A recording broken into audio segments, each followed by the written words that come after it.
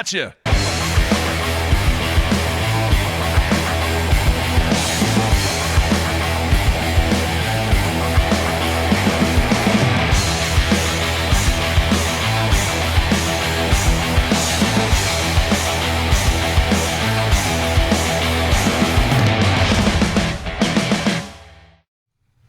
Good Tuesday, everybody. Welcome once again to BTL Bass Talk Live, where we're going to talk bass fishing and anything else that we want to talk about. What is going on over there? I smoked the mic with my hand. I was not aware of where my extremities were, Mark. Welcome. All right, good show today. We're going to have Ott DeFoe on as we continue a fabulous week of guests here as we prepare for the 2019 Bassmaster Classic. And Matthew, I'm going to tell you, it's a sad day today, man. I was crushed when I did my morning ritual this morning and read USA Today. Crushed. Please explain. You know who passed away? Who passed away? Well, Luke Perry passed away, but that's not why I'm upset. That's Beverly Hills 90210, isn't it? Yeah. Yeah. That's not why I'm upset. Somebody else passed away. You're that's a little callous, but continue. I was not a 90210 or whatever it was fan. Neither was I. I was like 5. But. King Kong Bundy, man. Do you even know who King Kong Bundy is? It sounds like a boxer. No, he's a wrestler. A wrestler. No. Back in the old WWF days, he was 6'4", 490 pounds. King Kong Bundy. I don't even know what his real name is. Passed away at the age of 61, and probably his most memorable match was against Hulk Hogan in the heyday of the WWF. So I didn't realize, I thought he was older than 61. But one of the guys as a kid that I grew up with in the early days of the WWF. After his matches, kind of unique, he would always smoke a cigar. That was kind of his deal. His cigar of victory. So he was into the health craze. He kind of started Are you kidding me, dude? He was 490 pounds. So, yeah, very sad day. King Kong Bundy dead at the age of 61. Really good show today. In setting this up, I got to speak to Ott just a little bit last night when we were testing the Skype stuff. And he it seems very calm and cool and understands what this event is all about. Obviously, the dude's got over 1.3 million in earnings over on the bass side, and asked him a few questions, and we're going to kind of dive into some topics that he has no problem discussing about the Classic. Cool.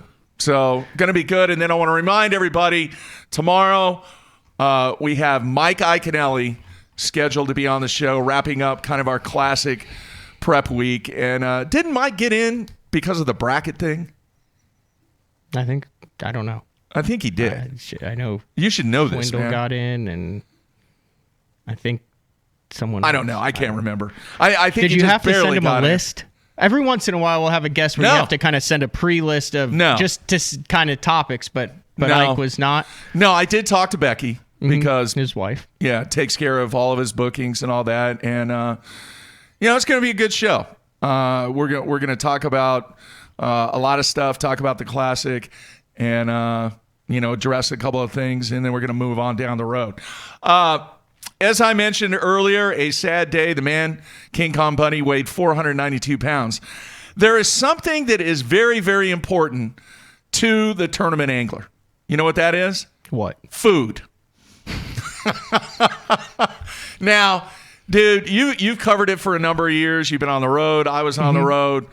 Fast food was a part of kind of the routine. Agreed? Now, maybe one time a week we may go to a restaurant or sit down for a nice, healthy meal. But there are a lot of situations where tournament anglers, they're going through the drive-thru, they're parking the rigs, they're going inside, they're in a rush, they need to get something quick, fast, and easy.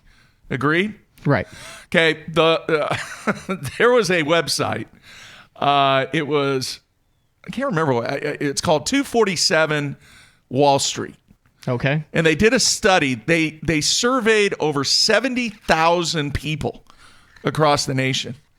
And then also the CDC came out with, because fast food has been related to poor health and all this and everything. They estimate that 40% of the population in the U.S. eats fast food every single day. Wow. That's 40%. 10% short of. All right, now I'll admit it. I mean, I don't do it as much, nowhere even near the pace that I did when I was out on the road. But they identified this 24/7 Wall Street, identified what the number one regional fast food place is in America. Not national. Forget about the chains and all that, but just regional fast food. And all I'm asking you is one question. Any idea what the number one was? Whataburger? No, that's a national chain. Oh, national? Regional chain? Yeah. No, I have no idea. Oh, dude. Just think about it. Here, I'm going to give you a hint. Sonic? No, that's a national chain. I don't know what the difference is then. Well, there are fast food places that have locations in just about all the 48. What, Bojangles? No. That's a regional one, Mark. No, then just tell me the it. answer. No, that's not it. No, I want you to think, dude. What is the one place every time we went? In-N-Out Burger. There you have it. The number one. There was actually a company that was near us who's based out of Wichita. Freddy's was number like 2 or 3.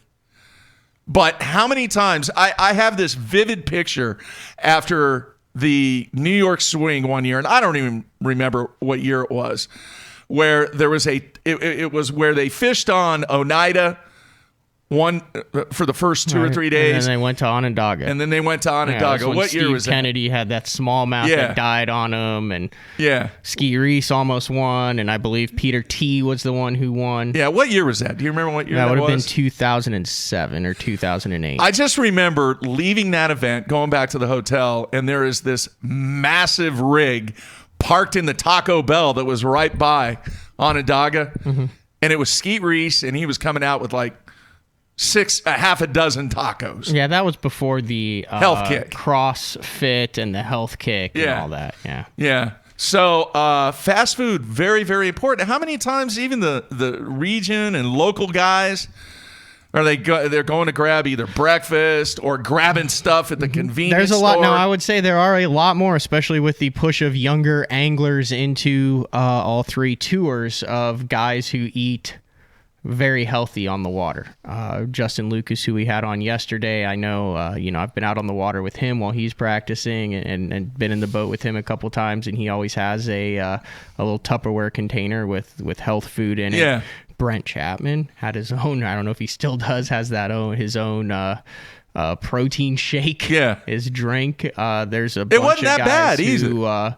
No, it was good. So I'm tying this in. How important is your health and nutrition and what you have on the water? I know there have been companies that have tried to break into this. There's been sponsorships thrown out there. There's been, sometimes quite a bit of money thrown out there, but it never sticks, Matthew. Here's the fact of the matter, Mark. You've got guys who eat incredibly healthy, like an Aaron Martins or something like that on the water, who win tournaments. Mm-hmm. You have guys who slam a 30 rack every night during practice who win tournaments.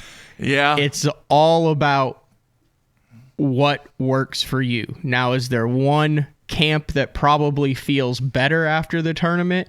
Yeah. Is there one camp that maybe would perform better? I don't know, because you've got guys who are drinking and not eating healthy and kicking everyone's ass, and you've got guys who are eating healthy and working out like maniacs who are getting their ass kicked. Now, I know Sonic, which for some people out there may not know what that is. It is the old classic 50s style drive-through where you drive up to the stall and punch the button, and then you order your food and the car hop brings it out. Not on roller skates, although in some of the small towns they have roller skates on. But anyway. I will say for a lot of the guys, regardless of whether it's healthy or not, there is a routine as far as what they eat during practice, what they eat during the tournament, what they start out with every morning. Yeah. I mean, you don't really want to go gas station sushi before. Do you think, no, good point. Do you think that lack of success entices the need to stop and eat? Man, I'm bummed out. Eating your feelings? Yeah, like, dude, I didn't freaking catch him. You know what? I got to stop by wherever, Brahms or whatever. We're talking way too long about this. Think about it makes it. Yeah. When you get down and depressed, does it make you want to eat more? No, I don't eat. You don't eat. Yeah, that's my So problem. you're like the opposite. The opposite. I know I'm kind of way out there, but it's interesting that came out with the whole In-N-Out thing, because you remember the last time we went on the West Coast swing and we all stayed together? What was right next to the hotel? An In-N-Out? An In-N-Out burger. And the line was massive. When the guys got done fishing that were staying there at the hotel, where did they go? They went to In-N-Out. So it just it brought back some great memories. All right, man, we were talking about something before the show that you wanted to bring up and discuss just for a few minutes. No, I was just saying, the MLF has made this big deal of the first two stages. They had Johnny Morris of Bass Pro Shops make the first cast, and then Colt McCoy, who was the Texas Longhorns quarterback, make the first cast at Conroe. And we're coming up, and we've talked about this in past years, but if the Classic this year in Knoxville was to have a ceremonial first cast. Now, I don't know if have they done that before? Is that something that's been done? I don't know. If it has, it hasn't been made an issue. Who the heck would make that first cast? I have no idea, dude. Do you go history? Do you go political? Do you go famous? I mean, you've got Jack Hanna. And you've got Quentin Tarantino right there in Knoxville. Both Knoxville. I highly doubt it. I mean, I could see, Jack Hanna with a. Do you think the majority of the bass fishing fans know who Quentin Tarantino is? Yeah, I mean, he's the guy who does all the movies. I would like Jack Hanna with like a wallaby tucked under one arm, just making a cast. I feel like that could get some traction. Wow. Do you have any suggestions? Dude, I really don't. Do you go? Retired past Classic champs on their anniversary years? Do you go maybe guys who just got inducted into the Hall of Fame? Do you go? I don't know. I really don't. You know who has Tennessee roots is Duckett. I don't think he's going to be making the first cast of the Classic. No, I'm not saying that. I mean, he would probably have a better suggestion than me. I don't know. I know of one person in Tennessee off the top of my head, Pat Summitt. She's no longer with us. Exactly. That's it. That's all I know. And Rick Harris, the current Peyton Manning. I mean, he's a Mississippi guy, but went to Tennessee. Somebody's saying Ray Scott. Oh, how about Bill Dance? Oh, perfect. Bill Dance. Bill Dance for the first cast. Done. There you have it. But there you have it. Some people are throwing some names out there. Bill Dance needs to do the first cast. Yep. How did we not come up with that? Look what's sitting right over there, dude. Throw that on, Mark. Throw that on. Throw it on. It's flat and it's signed. Just throw that. No. Throw the old Tennessee hat on there, Mark. Dude, he come on. I made it bigger. I made it bigger for you. Woo! Let me see. Look at that. You are in Todd Otten country in the high hat now. Wow. Hi, Mark. Let's go fishing. Bill Dance. Did you ever take him up on the offer? No. Why not? Why? I want you to call Bill Dance on the show and say, Bill, I got a hat right here. Let me see that again. It says, let's go fishing on it, and I'd like to cash that opportunity in. There you have it. For in the sulfur pits down there in Florida. It's a little warmer down there. Oh, I don't know. Somebody's saying on the Insta feedback, they're kind of ragging on us. Hey, good point, man. I don't know why we didn't think of that. But David in Wisconsin saying that Bill has had a little bit of health issues lately. Mm-hmm. I'm not sure. I don't know. So, but he would be the guy if he's healthy and able to do it. Willing and able. Without a doubt. Obviously, some of the Bill Dance shows that are memorable, but you know the ones that I really, really like? The bloopers. No, the ones where he was on the Mississippi River catching catfish with all that current. You remember those? No, I don't. Oh, dude, it was insane how big these catfish were that he was catching. Obviously, the stuff that he did in Florida and all that from a bass perspective was cool, but there was something about those catfish shows that really, really intrigued me. You want to talk about things going viral on the internet with the YouTubers and all of that stuff. Bill Dance was like one of the original going viral on the internet, reaching an audience far outside of recreational fishing with his series of bloopers. Yeah. Millions and millions of views. Yeah. That's good stuff. Did you see the odds? I saw the odds. That's pretty good odds right there. Not for it to happen. I mean, he would be a viable, just if you look at it, a viable option. He is from Tennessee, right? Yeah. I mean, look at the hat, for crying out loud. Why didn't we come up with that? We talked about this morning, and we were just I'll take him over Quentin Tarantino any day. Bill Dance. What was your favorite Quentin Tarantino movie? Wasn't that the Kill Bill series? Yeah. That's kind of weird. Yeah. And then Pulp Fiction. Yeah, I've only seen parts of that one though. You haven't seen the whole thing? No. Speaking of current, you mentioned Bill Dance with the catfish. Might be an issue this year. Yeah, so P. Robbins penned a article with Ott DeFoe, who we're going to have on after the break here, who's not fishing the Elite Series next year, but did get some publicity on Bassmaster. And like Justin Lucas said, he's gotten one call so far. But this is what he said in the article just at the end that Pete Robbins published about a week ago. Ott said, "I've never seen these conditions before, so it's not like I know exactly what to do. But I should know how these fish would react to weird conditions. It's going to be an event that changes throughout water levels and current. That should play into my hands in some way." Sounds pretty confident. I'll also say that back in my research, he did fish a BFL in the middle of March on Loudon, Tellico Loudon, and he finished 34th. He had 5 pounds 8 ounces. But listen who was in this BFL. It was like loaded, 23 pounds to win this thing. There were 37 zeros in it. Brandon Coulter, obviously Ott DeFoe, David Mullins, Ben Parker of Spoon fame, and Wesley Strader. It's a hell of a BFL lineup. How'd he do? How'd Strader do? I think he was middle of the pack. Okay. Middle Interesting. upper, yeah. All right, we're going to take a break. Come back with Ott DeFoe right here on a Tuesday. Everybody stay tuned. We'll be right back.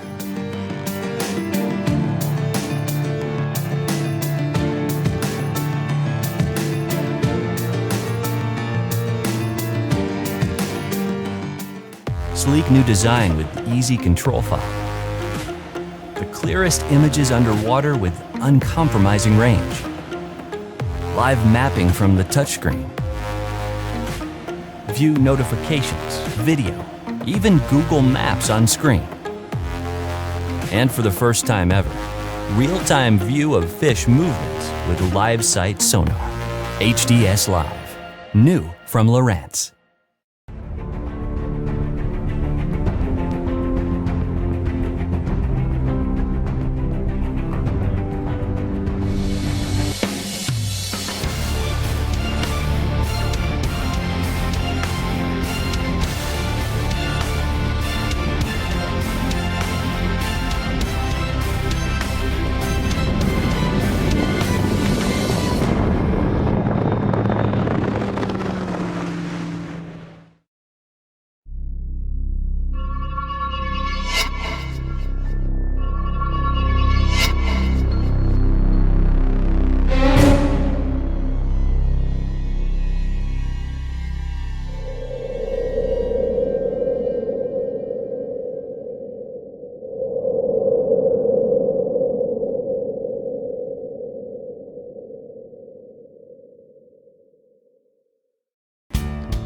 It's about the hours spent getting everything just right.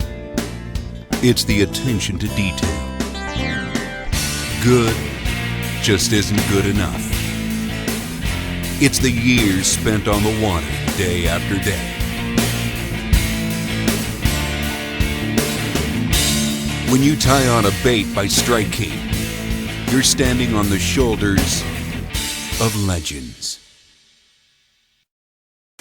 Pros depend on hydraulic jack plates to get the best out of their boats. Do what they do. Demand Atlas performance. Atlas gets you from the bottom to the top in less than 8 seconds, even with the big 4 strokes. And when you gotta turn right around and get that heavy load back up in rough water, Atlas's innovative design and American-made components will get you there with confidence. I'm Ott DeFoe. Just look for yourself. There's an Atlas jack plate on just about every professional's boat. The Atlas hydraulic jack plate. You can depend on it.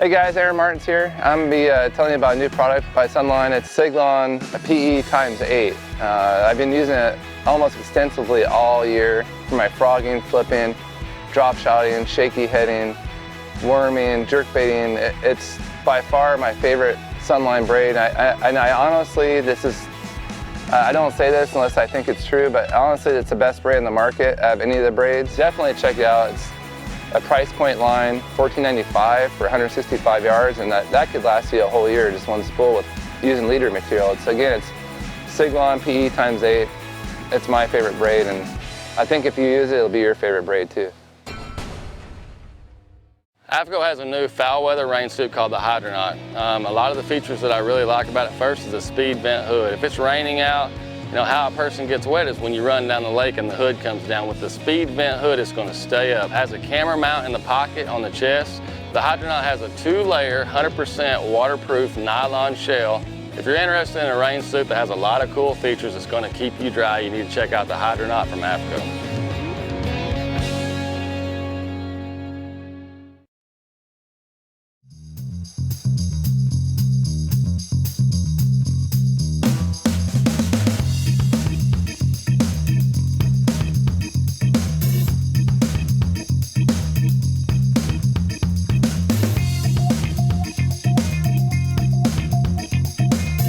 All right, we are back on a Tuesday.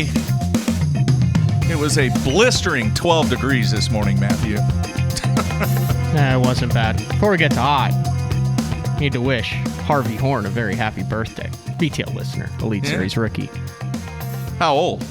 I don't know. No idea. I think he's in his 30s. All right.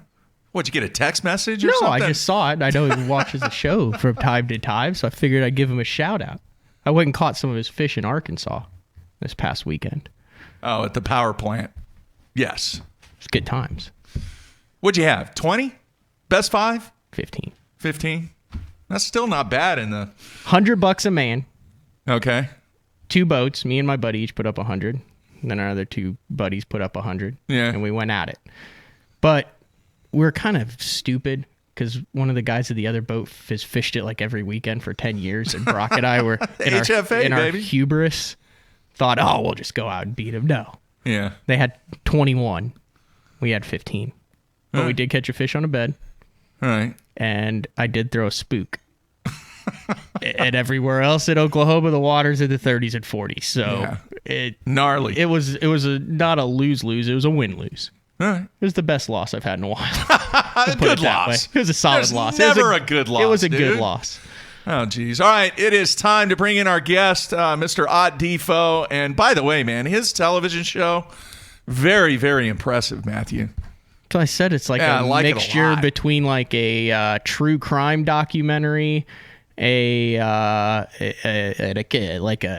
they just have the Oscars. Yeah. And it's all those wrapped into one. And then you have Ott, who's like, oh, gee, shucks, I just go out and catch 18 pounds. He's like in black and white. It's like zoomed in on his face. They're zooming in on his eyes. I counted like he hooks this bass and there's like 37 different angles between the time he hooks it. There's like 3 interviews during the fight. It's pretty cool. Quite cinematic, Mr. DeFoe. All right, let's bring him in. Ott, you there, man? I'm here. Thanks for having me, guys. Yeah, I appreciate it, and thanks for the kind words on the show. It's it is a lot of fun to film, but I always tell the producer, Trevor Gowdy's a producer on it, and I tell him, I'm like, I don't know how you make what I give you into what you do, because it really turns out incredible and I feel like I don't give a whole lot for them to work with, but man, they make it into something special. How much post-production is in that, as far as, I mean, because you have to, I was seriously looking at all the different cutaways, and then you in the studio when you're doing it, that's got to be quite a bit of time after your day is done. Yeah, it is. It really is. It took a while to get used to that process, because I was used to filming either a tournament where there is no post-production, or very minimal, interviews and stuff afterwards, or even like the Bass Pro show and, a lot of other local fishing shows of stuff that I've been on. And, you sit down and you may talk for 10 or 15 minutes in the boat, recap the day, and you call it a day, but it's a different format, and it was a learning process, especially that first season, to really understand how the show was going to be put together and what it was about. And once I saw the first rough cut, I was like, that's what we're doing. And then it kind of made sense then. And yeah, it's definitely been a lot of fun. Well, I'll just plug it. It's called The Hunt for Monster Bass. It's on the Outdoor Channel. Just wrapped up season 2 of filming, and I think when I looked at it this morning to make sure I had it right, it's airing this week on the Outdoor Channel season 2. We've actually already premiered a couple episodes, but it's Sunday mornings 9 Eastern time on the Outdoor Channel. Yep, is when it is airing. All right. Well, obviously, part of the reason why we want to have you on is to talk about the Classic and what's going to go down next week. But at the same time, you're 2 events into the MLF season. You had a 28th at Conroe, a 16th at Toho. What are your thoughts about your performance so far? Well, that 28th at Conroe was just in my day. Yeah. My event finish was like a 50-some. 56th or 57. Yeah, that's right. Yeah. That was one of the rounds. Mm-hmm. But, we can go with 28. That sounds better than 56 or 57. I would like the 28th because then I would have qualified for the first cup. But with the 50-some that ended up being, I ended up missing the first cup by just a few spots. But my first event, honestly, Toho couldn't have went any better. I wasn't on anything great in practice. Actually, where I went and started, where I called them best in the tournament to start with, I went to this area and practiced and I caught one and I shook one fish off, and it's a place I've fished a lot historically. And once I got a couple bites, I was like, well, this will be my saving grace if I don't find anything else. And it was, and really led to that one area led to me having a good finish there. But and then Conroe, I don't know the last time I've been so lost. I really don't. I was so totally lost. I did not know where my next bite was going to come from. I was never around where many fish were caught, and I let my past history of fishing on the north end of that lake get to me and beat me. Because there were a few guys caught some fish up there, but it was not the place to be, and I should have figured that out in the practice, but I just went ahead and died with it. Yeah, top 10 in the Classic, fished some TTBCs on Conroe, so you actually had some history there coming into it, a history of success as well. Yeah. I had, especially the Classic was my best finish there. The TTBCs were in the fall. One of them I did well in, coming fourth or something, but the other ones I just did okay. But yeah, and that north end of the lake had always been good to me, and I felt like the numbers of fish that I know live up there and the size, I felt like it would be the place to be, and I couldn't have been more wrong. Wow, that doesn't happen that often. No, there were a number of guys. If you go on and watch Brandon Polinick's video from Conroe, he said the same thing. He said, I just never got around him. Yeah. That was I was going to say that was the deal there. It was more like a Florida tournament than it was a Texas tournament. You were either in an area where there were a lot of fish and you were catching them, or you wasn't around much of nothing. And there wasn't much in between. Is that how the Classic's going to be this year? No, it's not, because you'll be from end to end on both. It's Fort Loudon and Tellico lakes. You're around them on both lakes. You really are. All right, a number of people. Let's dive right into the Classic. A number of people want to know how much are smallmouth going to come into play, Ott? They're going to be a factor for sure. Several of my competitors have asked me, and I'll give you the same answer I've gave them. I think the guy who wins the event will weigh in ballpark. You can't weigh in exactly half unless you didn't catch a limit every day. But out of the 15 fish, you'll end up weighing ballpark half smallmouth, in my opinion, 6, 7, 8, somewhere in that range. Smallmouth, and don't forget they have to be 18 inches to be a keeper. Is that a deal where you have to fish for the smallmouth to catch them, or do you catch smallmouth as a byproduct of largemouth fishing? Both. You can target stuff and be focused on smallmouth, but you can also be fishing stuff where you'll catch both. I haven't spent a lot of time in the last 10 years on Fort Loudon, but previous to that, I spent a lot of time on Fort Loudon and Tellico lakes, and just from that history, there was places like, if I get a bite here, it's going to be a smallmouth. If I get a bite there, I may catch a smallmouth on one cast and a largemouth on the next.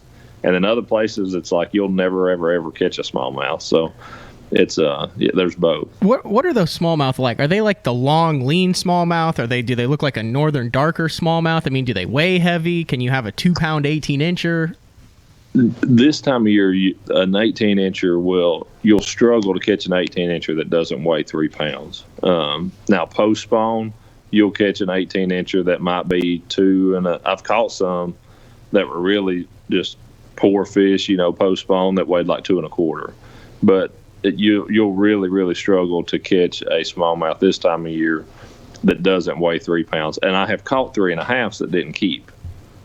Just depend on the build of the fish. They're not as fat and thick from head to tail as a goby eating smallmouth or a Mille Lacs smallmouth, but they are, they're obviously, this is the time of year they're full of eggs and feeding up and very, very healthy. So I mean, a 20-incher this time of year is going to be a 4, maybe 4 1/2 pounder.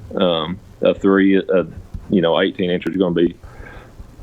Like I said, it'd be hard to catch a 3-pounder, or hard to catch an 18 that didn't weigh 3 pounds. I'm curious where the launch is taking place, which is right there, right downtown, pretty much. Right. Is that still the plan? Yeah. Okay. Yeah. How long do you think it would take, not just you, but anybody, to get to Loudon? Well, I mean, from where we're taking off, because I typically run it in reverse. All the big tournaments go out of the canal, and I usually run to Knoxville or beyond. So I'm used to making that run. So from downtown, from where we're going out of at Volunteer Landing to the Fort Loudon Dam, you're looking at about 46 minutes to beat, just to ballpark. And you have to lock through, right? No, there's no locks. No locks? Nope. It's straight down the river. This could be a wild goose chase, but you did an article that Pete Robbins ran on Bassmaster a while ago, and you said something about the boundaries that you were thinking of making like the hero run, but that took it out. Like what was that all about? Yeah. So upriver, so from where we're taking off is truly is the Tennessee River. Right. You go upriver 3 miles or so, and that's where the Holston River and the French Broad River come together. So we always call that 3 rivers, but so you've got the Holston, French Broad that form the Tennessee right there. The Holston, from right there at that point, you've got like 52 miles to Cherokee Dam. But just upriver about 3 or 4 miles from there is the I-40 bridge, and that's the boundary on the Holston River side. On the French Broad side, you've got like 35 miles till you get to Douglas Dam. But the same deal, about 3 miles up it is the John Sevier Highway Bridge, and that's where the boundary is going upstream on that side. So were you going to go to Cherokee, or were you going to go to Douglas if it was legal? Well, you can't. Neither one have locks or anything. So I mean, you couldn't actually get to the other lake. Okay. But just those rivers can. I mean, I live on the Holston River's right out here. If I walk right out my back door, I can. Can you turn the camera around on this? Yeah. There should be like a little. Okay. So like that. So if I open this door, so that is a creek that feeds the river. That's right out there.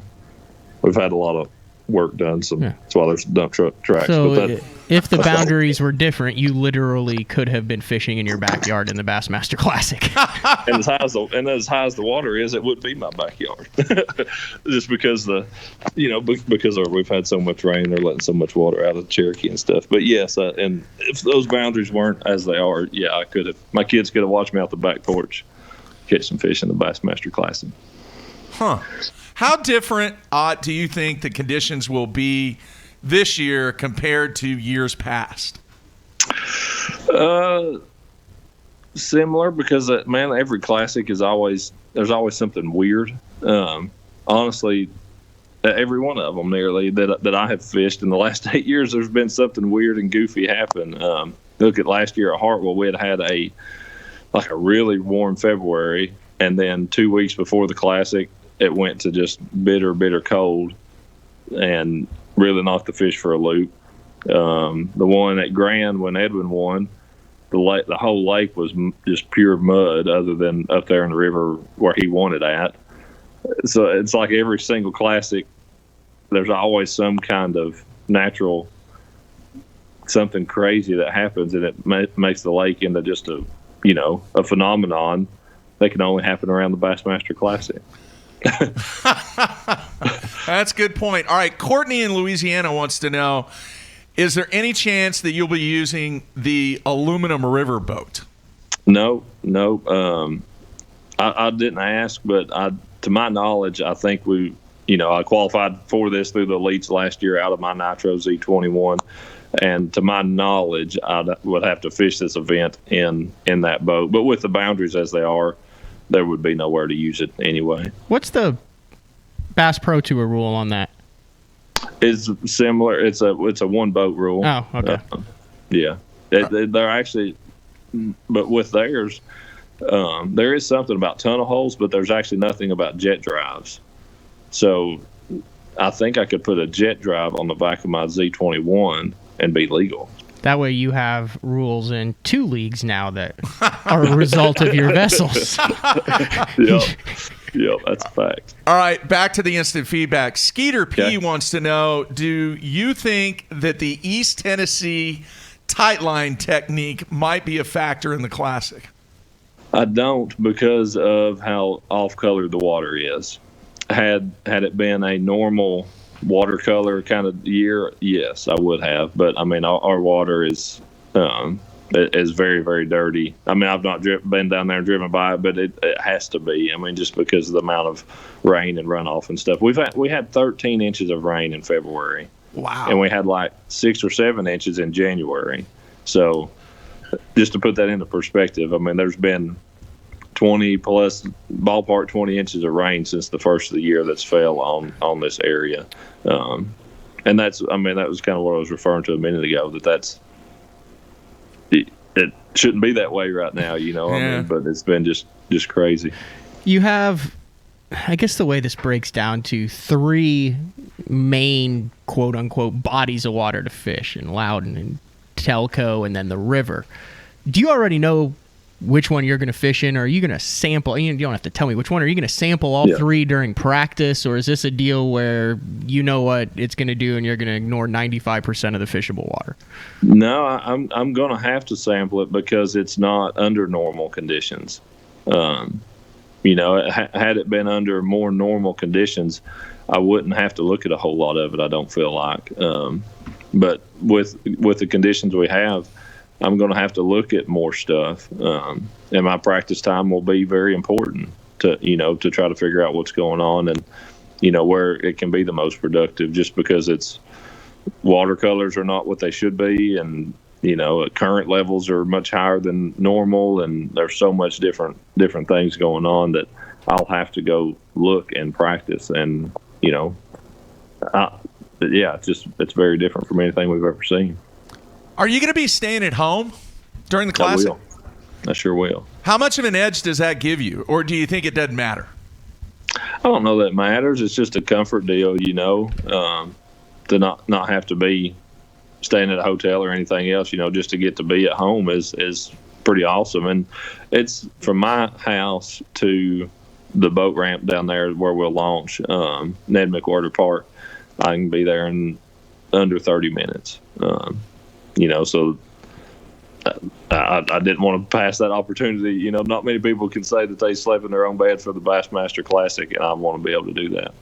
Are there spotted bass in the river? That's a stupid question. I should know this already, but There's very few. Our what we have for Tennessee spots are minimal, just number wise. At one point in time, there used to be a good many, and you used to catch some 3.5 pounders, but they're the Kentucky kind of spots, not Coosas that we have up here. And there aren't very many, and they just don't get very big. A 2-pounder out of the system would be a big one. bummer. I was hoping we'd get to see a hat trick. Yeah. Has there ever been a classic hat trick? Spot, Smalley, and Largemouth weighed in a Bassmaster Classic? I was looking... Yeah, I'm not saying there won't be spots weighed in, but probably not by the guy leading. That's what you're saying. But I don't think. Can you, off the top of your head, Mark, think of any classic where all three was? What about not Pittsburgh? Didn't have spots, did it? Yeah. Pittsburgh, Three Rivers did.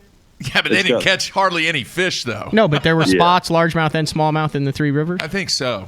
Yeah. Yeah, there are spots there. When we fished the FLW Cup there, Okay. I remember catching a few. I wonder It if wasn't anybody very many. weighed in the hat trick. Hey, I bet they had the hat trick at the very first one on Lake Mead. There's no spots in Lake Mead. You sure? Yeah. I don't think so. Okay. I think it's largemouth and smallmouth. I'm Yeah. going way, way, way back. What about, has there ever been one at Beaver?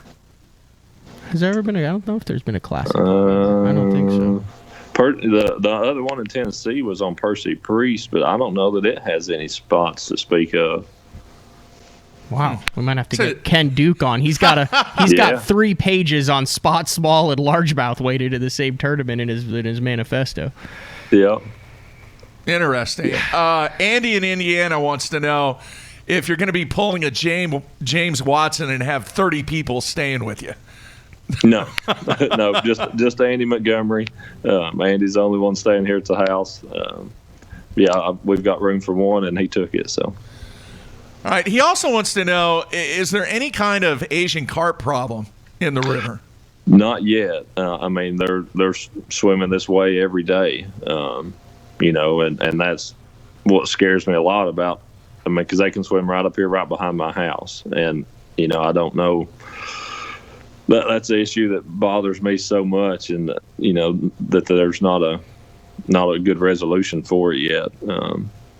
Because I mean, it impacts me in a lot of ways. I mean, as being a bass fisherman, obviously it does, but they can come right up here, right behind the house, and mess up the place that I wanted to live on. So it's a. I do think I spent a little bit of time down there before the cutoff, graphing around, and I didn't see it good. I saw one fish that I spooked that jumped, and I just saw the splash that sounded very Asian carpish. And there were a few fish that I marked on side imaging a few times, not the big schools like at Kentucky or anything like that, but a few fish that I marked that was like, man, I don't feel good about what that looks like. Interesting. Yeah. All right. Our good friend Matt from the Outdoor Scoreboard wants to know, what kind of hooks do you put on your shad wraps? Shad wraps, for anything with treble hooks, I run VMC. They've got a kind of a new one out. It's called a hybrid treble. That's the hook that I use on all my baits for treble hook stuff, whether it's shad wraps, jerk baits, DTs, You weight top those? waters. I don't. I typically I fish a lot of custom painted ones, and then when you upsize the hooks just a little bit, it gets it about right. Yeah. So I never want it to actually sink. If it suspends or just slow rises, that's good enough. So you just use hook size to dictate the buoyancy of the bait. You don't do the lead core wraparound or suspend yeah. strips or No. drill. Okay, that makes me feel a lot better. Yeah. No, I don't. Yeah. I mean, I've been out there on Grand before, and I've been trying to Yeah. mimic what Ott DeFoe's done. I'm like, I bet his shad wrap is sitting at a different angle, and he's got lead wrapped around the hook and all this stuff. And here I am with just a straight shad wrap. But now Yeah. I know that I was just not throwing it well enough. All right. Interesting question from Jeff in Tennessee. Okay. What are your thoughts on possibly having a classic or a BPT event in Nashville on Old Hickory? I think that would be cool. I'd actually talked to some of the people before, and I think the Nashville area would be a great place in general to have. I mean, any event, but I honestly think a BPT would be a great fit there because you could fish Old Hickory, you could fish Percy Priest, you could fish Cordell Hull, you could even go up and fish Center Hill, and you're not all that far from Del Holla. So there's a lot of water from Nashville back east just a little bit. And even the Cumberland River right there, depending on the time of year, right in Nashville. So there's a lot of options, right there around that Nashville area that have yet to been untapped, for events. All right. Clay in Arkansas, what's your estimate on what it's going to take weight-wise to win? I had originally said 16 a day, so that put it at 48 or so. It could be a touch higher just because of all the water and all the current and stuff running through the system, maybe. But it also may not be. So it'll be 48, 50, somewhere in that range is my guess. There's no denying the fact that this is a very unique classic. Mm-hmm. You have 6 top 12 finishes in the 7 classics that you fished. 25% of your top 10 finishes with BASS have come in the state of Tennessee. You're now fishing on your home water in what will be your last classic in who knows how long. Yeah. There's got to be some added pressure on this, regardless of what you say. I cannot believe that there's not more pressure on you in this tournament coming into than there ever has been in a bass tournament. Yeah, 100%. It is undeniable, and no reason for me to beat around the bush about it.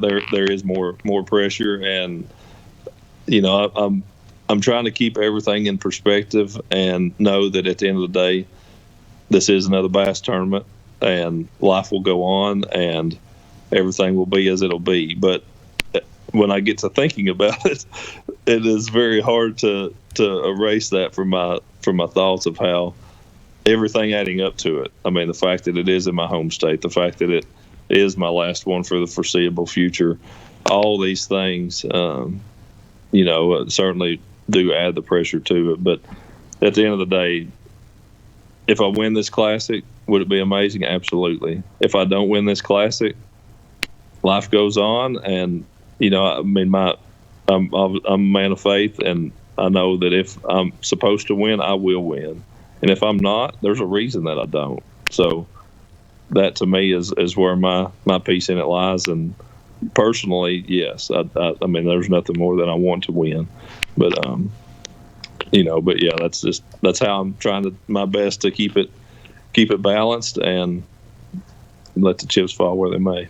I'll ask a Jeffries question, because Jeffries likes to ask this question. Okay.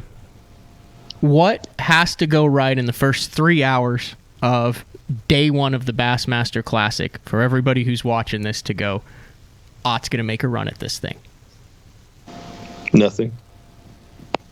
It's not how you start, it's how you finish. I don't know if Paul trademarked that saying, but nothing has to go right in the first 3 hours. Because we'll get 8 hours in the day, and I mean, obviously, I prefer my motor not to blow up or my gear case to fall out. But anything other than that, I feel like I'll be okay. Wow. All right. It's a good answer. He's right. He's dead on, Matthew. Right. He's dead on. But you ask that question to some people, and they're like, "Oh, I have to get down there, get off to a good start, get the momentum rolling well." But I mean, like I said, Ott is wise beyond his years. I'm curious. Okay. Is your stuff ready to go right this minute for the Classic, or do you still have quite a bit of things to do to get your boat and all your tackle ready? I got a lot to do. If I had Wi-Fi in my garage, I would be down there right now, but it's a concrete tomb and it always drops calls. So, but I would show you, man. A buddy of mine's over here right now. We're finishing up some homemade crankbaits, and my boat's a wreck. It's still got stuff in it from Louisiana grass fishing from filming last week. So, it's not at all. It's not at all ready. I will be before Friday, but it's not yet. All right. Jeremy in Minnesota wants to know, do you think this Classic is going to be a spot thing or a pattern thing? Pattern. I do. There'll be locations that are good, but the way these lakes set up, that's so hard to. For one, it's so hard to catch them one day and go back and have a good day the next day, whether that's on the same place or just running the same pattern. It's such a fickle fishery. I mean, it always has been, but the deal, I mean, back in the day, way back, I'm gonna say this would have been like 02, 05 maybe. There were a couple places back then where you could win almost any big local tournament. You pull up and in 5 throws this time of year, you'd have 20 to 24 pound of smallmouth, and you could ride on back to weigh in, and you're just going to win. But those places obviously all got exploited and overfished, and they're not what they used to be. And I don't see that showing up, during this time. Just this caliber of guys. I don't see it. Do they have a lot of local tournaments in this area? Does it get pounded? It does, yeah, absolutely. I mean, I mean, even back when I was fishing a lot of local tournaments and stuff, there were Wednesday. There was always a big Wednesday nighter. Papaws. There was this called Papaws out of Louisville. That was like a 30 to 60 boat Wednesday nighter. Friday nighters, Saturday nighter. We fished, and then when Jenny and I first got married, we ran a Sunday evening tournament, 3 to 9 p.m. on Sunday evenings. So I mean, yeah, there was, and that's just in the summertime. And there was in the spring, there was always 3 really big tournaments, besides all the other team trails and everything else that came and went. But there was the very last Saturday in March, there was a Bill Williams tournament that was like $2,500 to win. The very next weekend, so the first Saturday in April, was a Helen Ross McNabb. It's $10,000 to win. And then the first Saturday in May was another $10,000 Tim Irwin tournament. So yeah, no, it gets lots and lots of pressure. And those were that end of March, 1st to April, that gave me a lot of experience down there then. But that was, it's a week or 2 weeks later on the calendar than what the Classic is, which is lots and lots of changes this time of year. But the end of March, 1st to April, I fished a lot down there just over the years. Would like Wesley Strader fish those and stuff, or? Yeah, absolutely. Wesley, Andy's won. Of course, Andy's not in the Classic, but the Helen Ross and the Tim Irwin, I think he's won both of those at least once or twice. Coulter won the Bill Williams tournament last year.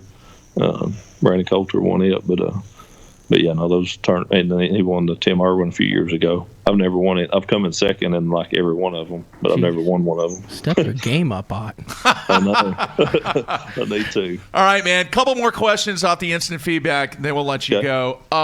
Jeff in Tennessee, and we asked Lucas this question yesterday when he was on the show.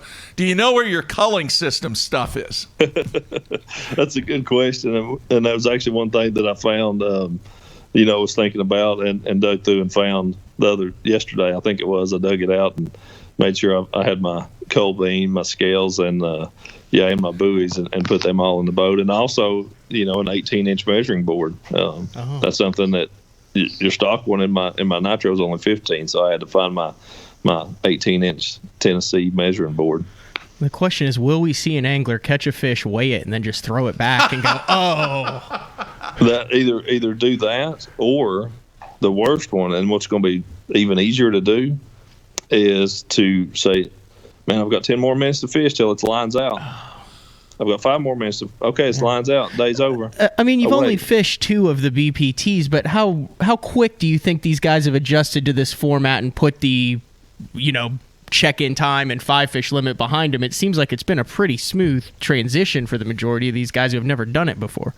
Yeah, and that's, I've fished a bunch of cups and selects and everything the last few years, but they were always towards the end of the year, and in their boats. And then, so it was a big change. You'd go and just load your tackle in their boat, and there was all this other stuff around it. We weren't in our boats, our gear, all this stuff.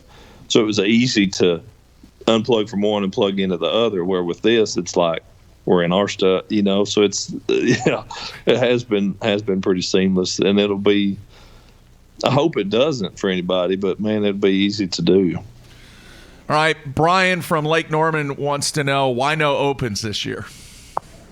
There was none of them that really fit my schedule good. With as much as what there is going on the Bass Pro Tour, there was just none of them that really fit my schedule good. And all the time I've been gone filming and everything else, I didn't want to take on anything else. And if you notice, there's not a September Douglas tournament on the open schedule.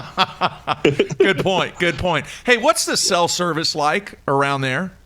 Good. Very good. Okay, just not in his garage. No. So Bass is not going to have any issues, or shouldn't have any issues with their live coverage and all that? Man, there shouldn't be. The far upper end, which is actually south, but on Tellico, but the far upper end of Tellico, you might get into some service ranges there, but you're looking at a guy that's going to be running an hour and 15, hour and a half to get to there, so it'd be minimal. Aren't there like ridiculous houses with like helipads and all sorts of crazy stuff on those lakes? There might be a couple helipads, not but there are some super nice out. Yeah, Well, we live out in the country. Well, I just meant around those lakes. I mean, typically you get the yeah. nice houses. They like the fast Wi-Fi. So That's right. no, seriously. When we do our coverage, we look for the cove with the nicest houses in it because that's got the best internet. That's pretty good. Yeah. He's right. Pretty good. He's right on that. All right, we opened the show up talking about food, and David in Wisconsin wants to know, hey, he's coming down for the Classic. Where would you recommend to eat in Knoxville? Man, there's a lot of good stuff downtown, but I'm a dessert chocolate junkie. So my tip would be to go. They've got 2 locations, and this is not a sponsor. This is not a paid plug, but it would be downtown on, I think it's on Gay Street, I'm pretty sure, but Cruise Farm Dairy, really, really good ice cream. But then they've got a pizza barn and ice cream location out. It's in the Forks of the River Industrial Park, but you could look up Cruise Farm Dairy. That would be my ice cream's my weakness. All right, there you have it. Several people want to know, what song are you going to come out to? I think we're doing a couple different ones. We're going to do Kenny Chesney, Back Where I Come From. I feel like that's pretty fitting. And then going to do Crowder, the Chains Crowder song that I've done the last couple of years as well. Going to do a couple of both. Solid. Yeah. All right. Andy in Indiana wants me to pass along his thanks. I guess a couple of years ago, he got with you on one of your Bass Pro demonstrations, and you showed him how to do an Alberto knot, and he said you were nothing but class, great guy, and he wanted to say thanks and pass that along to you. I appreciate that. I would tell him that I have learned the FG knot since then, and I do feel like it is superior. So you just ruined his world. Well, next time we meet, just Andy asked me, and I'll teach you the FG knot. So, yeah. I got one more question. Okay. Is this fun? This next week? Yeah. Is this fun for you? It is fun in a very stressful kind of way. Yeah, because it's just man, there's just so much just going on. But man, it is. There's a lot of pieces to juggle, but it is. I'll make myself step back occasionally and be like, take this in and remember that it is fun, because it really is a good time. All right, very cool, man. Yesterday, my last question, we talked to Justin Lucas about anonymously giving some information that would really give us some really, really important information to do some data. Basically, there would be a card with how many sponsors that you have, how many are paid, how many are just product, what your total sponsorship is for 2009. Totally anonymous. It would just be check the box. It goes into a box with the rest of them. Would you be open to doing that totally anonymously? Yeah, I would total anonymously. I have to say that slow in Tennessee. Yes, but I would do that for sure. All right. That's cool. Yeah. All right, we are definitely going to try and do that in the future. Dude, I got to tell you, man, you are – it seems like you're very calm. You're very collected. It sounds like you obviously have a very, very good game plan on how to approach it on and off the water. And, man, we wish you nothing but the best. Can't thank you enough for taking time out coming on the show. You bet. Yeah, thank y'all for having me, and I am looking forward to it. Nervous, excitement, all the above. But yeah, it's been a long time we've talked about it and ready to get going. All right, man. We will see you next week. Okay, sounds good. Thanks, guys. All right, take care, Ott. Yeah. See y'all. All right, there you have it. Ott DeFoe. Probably the longest time he will sit on his couch between now and the end of the Bassmaster Classic. Yeah, and probably the longest interview that he's going to do, at least, here within the next week. He's the real deal. He has been the real deal. He's so solid, man. Just his whole presence. And that's his life is... I have said this on the show before. He's my age, and from the time I came out and started covering the FLW Tour, the Elite Series, I feel bad being around him because my life is like a total clown show. I mean, the dude's got like multiple kids, businesses, a professional fishing career. He's got it all together, upstanding. He never gets stressed out. He's got it together. Yeah. And I would firmly expect with 6 out of 7 top 12 finishes in the Classic, I can't see him not being in the mix on Sunday. I agree. Along with Wesley Strader. All right, now on the instant feedback, Brian from Norman says, after the interview, which we're done, was there ever an HFA Classic winner? And the answer is yes. All the time. Started with Boyd Duckett in 2007, Casey Ashley, Edwin Evers. There's been a bunch now. It's like Duckett was the first one. Yeah. He was the first one, so there's been 3. I think there's been some more than that now. No, because who won at Conroe? Jordan Lee. Yeah. Who won the one? We're going to really do this all the way back Jordan to Lee? 2007? No, dude, I'm telling you, those are the only 3. I feel really solid that those are the only 3. I feel like there might have been another one in there. We'll have to look that up. There you have some homework for tomorrow. I will go to the instant feedback. Brian in California talking about the tackle purchasing habits of people. The guys at Tactical Bassin, Tim Little, Matt Allen, have never met them, have actually made some contacts to try to get Matt Allen on the show. Really solid technique specific stuff on YouTube from guys who give no BS, aren't there to make themselves look better. And it is legitimately the only YouTube channel that has affected my purchasing habits. I have purchased things because Matt Allen said this is how it's going to be done. I remember that. He said this is the 3-4 different ways to fish a fluke. I said, never even heard of those 2 ways. I'm trying to get ready for the national championship on Lake Hartwell. Yeah. I spent $50 on Tackle Warehouse strictly because he said this is what needs to be done, and it worked. By the way, we forgot one. Who? Gunnersville. Randy Howe. Yeah, I told you there was another one in there. There was 3 in a row. Yeah. So, I knew that something was... Yeah, and Edwin. And that started that whole thing. But I think that's it. Obviously, I was wrong, and you were wrong. I was semi-wrong. I told you there was another one in there. No, I'm with you. All right, man. Big show tomorrow. I want to say this. For those people that are watching the live show on YouTube, and you hear me talk about going to the instant feedback... And you're not going to see the instant feedback if you're watching just specifically on YouTube.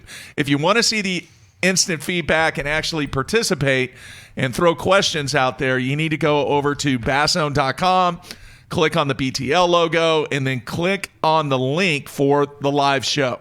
And then the live show will appear on that page along with the instant feedback. So that is how you can participate from an instant feedback standpoint. Where does Ott rank in the list of hometown favorites for classics?